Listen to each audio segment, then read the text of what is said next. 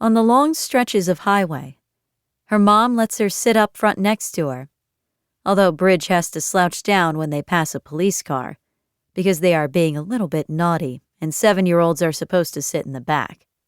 The road is a dark ribbon through the trees, like in the story about the little girl escaping from the witch Baba Yaga and her chicken-footed house. You don't have to think like that, Mom says. There's no one chasing us. But her eyes flick to the mirror again and again, and when she has to pull over at the gas station to take her pills so she doesn't get fits, she sits waiting in the car, watching the parking lot before she goes inside. And Bridge can't stay behind because I need you to pick the best donuts. Isn't this nice, the two of us getting away? Surprise vacation. I miss Bear, Bridge says. And also Daddy.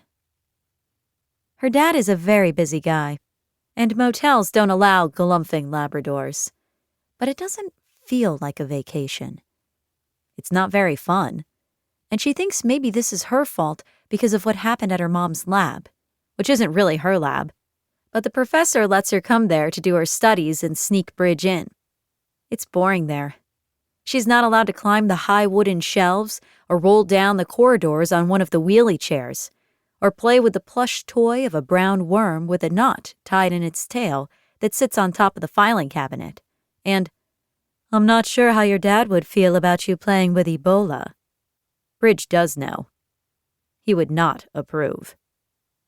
Mostly, she sits at Mom's desk reading comic books or doing her puzzle, which has 500 pieces, but she lost 4 of them, so there is a hole in the unicorn's butt like a tiger took a bite out of it.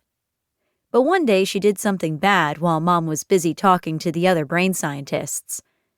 So much talking. She didn't mean to. The rats were so cute and she just wanted to let them out so she could play with them. And she didn't even really manage to open the door to any of their cages, which aren't really cages but kind of glass nests. Mom got in so much trouble with her boss and with Daddy. She shouldn't have been there unsupervised, her dad said, talking through his teeth, and, what were you thinking? And, this is why. And he caught her looking and pulled Mom into their bedroom by the elbow and slammed the door, and their voices were soft and spitty like cobras, and then suddenly loud and high like yappy dogs, and Bridge could hear the words, what do you expect me to do? And, I can't live like this. And, ungrateful is what you are. I didn't even want. And Bridge just turned up the TV because it was her fault they were fighting because of the rats. So maybe it's also her fault they need some girl time now. Her and Mom. They find a youth hostel near Bourbon Street, which smells gross on Sunday morning, like wet garbage and sick. Jo does card tricks for the backpackers from South Africa and New Zealand and Ireland, and tells them how she used to live here in New Orleans, but not in the tourist part, when she was their age, or younger actually, 14 when she ran away from home. And for the first time, Bridge thinks, oh, is that what we're doing? They drive all around the city, past old-fashioned houses and under twists of highway near the stadium, past the cemetery with white marble tombs like a Lego city for ghosts. They visit a broken house with graffiti and holes in the floor, and Mom says this was her home when she was a runaway. But Bridge doesn't want to go inside because it's creepy and there are spiky thistles everywhere, and what if the roof falls down?